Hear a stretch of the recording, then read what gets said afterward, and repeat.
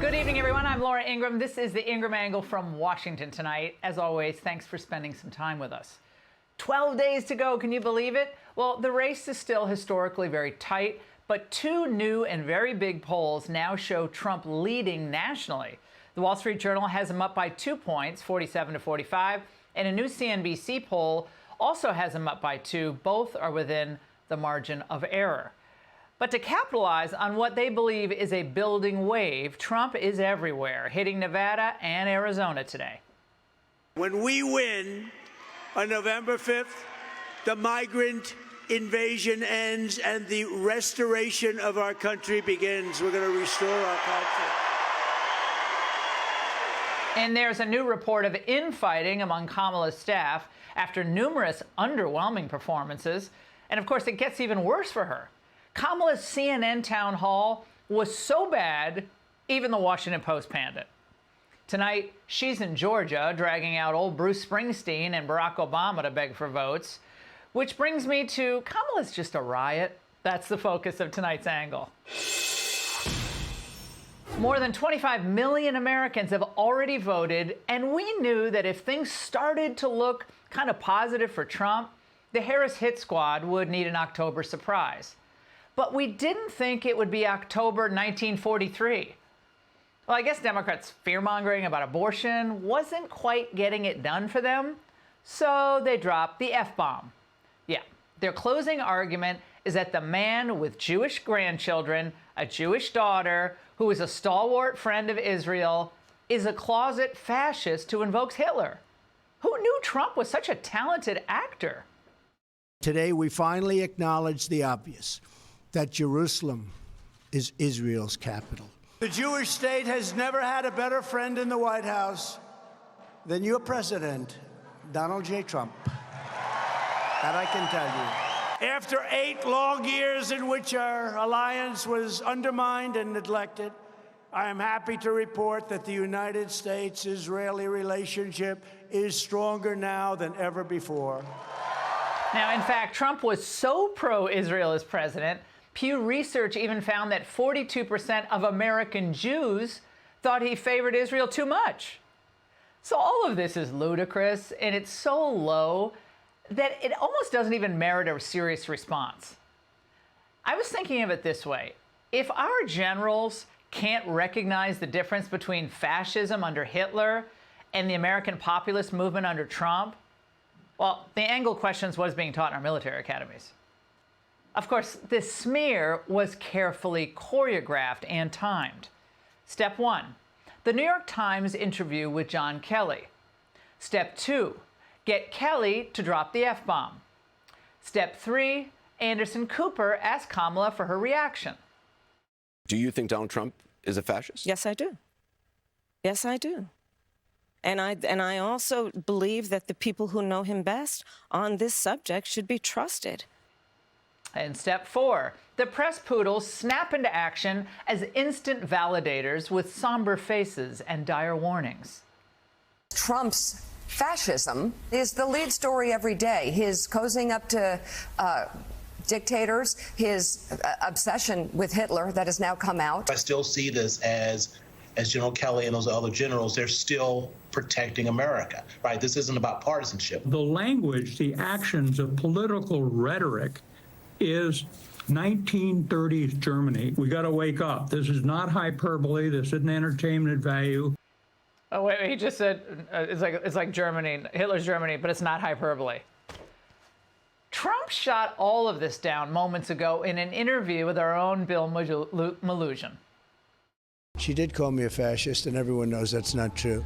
They call me everything until, something sticks. I want to give you a chance to respond to your former chief of staff, John Kelly, directly. He said some things about you, essentially accusing you of disparaging American soldiers in an Atlantic article. When's the last time you talked to him, and how would you like to respond? Years ago, I fired him. He was a bully, he was a bad guy, and he ended up being a weak guy because all bullies end up being weak. And he wasn't a smart guy. It's a bad combination. But I fired him. He made a statement that I'm like Hitler. It's just couldn't be further from the truth. It's just the opposite, actually. Now, think about it. The Democrats, they're the party that allowed anti-Semitism on college campuses to fester and to grow. And it's the party where, look, Jewish students didn't feel safe walking to their own dorm rooms. And the party's claiming that Trump now has a Hitler-esque fascination. These people haven't just lost their way, they've apparently lost their minds. And while it is tempting to just kind of laugh in their faces, given the sheer absurdity and the venality of all this, there may be something deeper and more sinister to what they're spewing. Now, while we know that most people will tune out these hideous smears, some will believe them. There are whack jobs out there with hero complexes who will listen and believe it is their duty to stop Trump by any means necessary. Now, we already had 2 freaks try to kill Donald Trump in a 2-month span. Oddly, we still don't know what compelled Thomas Crooks to try to murder Trump in Butler. And we still don't really know why Ryan Routh, flew across the country to set up his assassination perch in those bushes. But it is not illogical, in the absence of any countervailing facts, to assume that they believe that, what they were hearing, what they were seeing, and what they were reading about the 45th president. And it is not illogical to believe that they decided to take action. Now, in the Democrats' desperate desire to hold on to power, they risk setting off a chain of events that could end tragically for this country. But they simply do not care. Now, remember, these are the same people who were still tying Trump to violence on January 6th. Back then, remember, they said, and they still say, his words mattered. Challenging the election results. He shouldn't have done that. It stoked the unrest. That's their argument. Of course, it was ignoring that Trump told his followers to march peacefully. They always ignore that. But what accusation is worse in politics than the Hitler fascist accusation that they're lobbing now? So when Kelly, his assessment was agreed to by Kamala Harris, I thought, why didn't Anderson Cooper follow up with, well, madam, if you truly believe that Trump is a fascist who admires Hitler, will you accept the results of the election if he should win? Or Cooper could have asked, some criticize Trump for not attending Biden's inauguration in 2021. Will you attend Trump's? And madam, wouldn't it be every patriot's duty to try to stop Donald Trump if he really is a fascist?